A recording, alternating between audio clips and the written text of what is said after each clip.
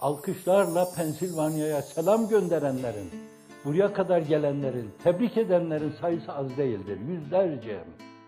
30 sene bu meseleyi öyle görmüş insanların bugün kalkıp aleyhte bulunmaları, aldanmış demelerine karşılık ahmaklık etmişler dedim ben. Ahmaklık etmişler.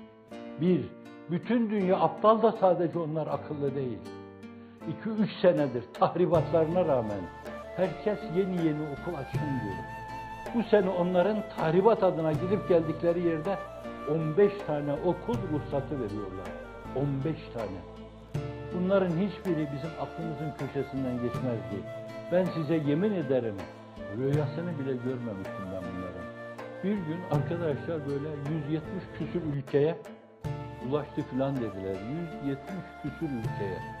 Yani, bu o zaman bu iş böyle olurken arkadaşlara Kıtmir'in dediği şey de şu oldu. Hep Kıtmir diyorum. Evet. Onlara rağmen çatlasınlar. Kıtmir diyorum. Falanlar da gitsin orada, efendim siz 1400-1500 tane okul açtınız. 500 tane de onlar açsınlar, yapar 2000 tane okul. 500 tane de diğerler açsın, yapar 2500 okul. 500 tane de diğerler devlet yapsın filan. Dedim mi demedim mi bunu? Başınızı sallamayın. Evet dedim bunu, 50 defa dedim.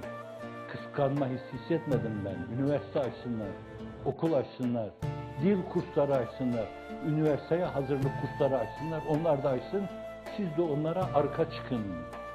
Fakat neden sonra, 30 sene sonra birisi, efendim yıkamadığını gördükten sonra diyor ki, onlar 170 yerde, 170 küsur yerde açtı, siz 190 küsur yerde gidin açın okullarınızı. Bayılırım bu mantığa. 30 sene sonra bir şeyi idrak edecek mantığa, ona bile bayılırım. Çok şükür aklına gelmiş.